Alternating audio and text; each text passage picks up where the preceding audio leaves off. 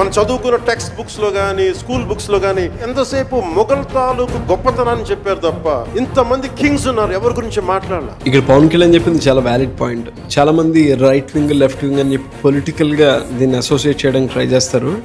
ఒకసారి ఆ విషయం నుంచి బయటకు వచ్చి క్లియర్ కట్గా విషయాన్ని అర్థం చేసుకుంటే, ఈ ఎన్సీఆర్టీ ఏదైతే ఉందో ఎడ్యుకేషన్ బోర్డు, వాళ్ళు ఫారిన్ ఇన్వైడర్స్ని హైలైట్ చేసినంతలా నేటివ్ ఎంపైర్స్ని కానీ, డైనెస్టీస్ని కానీ ఎక్కడ ప్రాపర్గా మెన్షన్ చేయలేదు. ఈ విషయంలో నిజంగా ఎన్సీఆర్టీ ఫెయిల్ అయింది. ఇక్కడ సందర్భం వచ్చింది కాబట్టి మాట్లాడుకుందాం.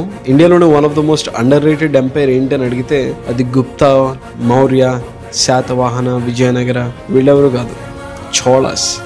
అలాగే వాళ్ళ వాస్ట్ లీగసీ మీకు ఇంకా క్లియర్గా అర్థమయ్యేలా చెప్పాలంటే, బ్రిటిష్ ఎంపైర్ ఎంత సక్సెస్ఫుల్లో వాళ్ళ నేవీ వల్ల. యాన్షియన్ టైమ్స్లో చోళ ఎంపైర్ కూడా ఇంచుమించు అంతే. కావాలంటే ఈ చోళ ఎంపైర్ లీగసీ మొత్తం ఈస్ట్ ఏషియా అంతా చూడొచ్చు. Starting with Cambodia, Vietnam, Thailand, Indonesia, Singapore, ఇంకా హోల్ బంచ్ ఆఫ్ లిస్టే ఉంది. అండ్ వీళ్ళ ద్రవిడియన్ స్టైల్ ఆర్కిటెక్చర్ కూడా ఒక మాస్టర్ పీస్. ఎన్సీఆర్టీ ఇలాంటి ఎంపైర్స్ని ఎలా మిస్ అయిందో ఐ డోంట్ నో.